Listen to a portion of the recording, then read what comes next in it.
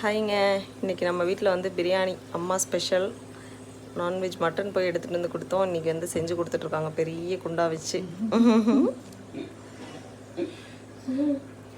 சொல்லுங்கம்மா. கொதிக்க ஆரம்பிச்சிருச்சுப்பா. இப்போ உப்பு கரெக்டாக இருக்குன்னு பார்த்தாலே தெரியுது.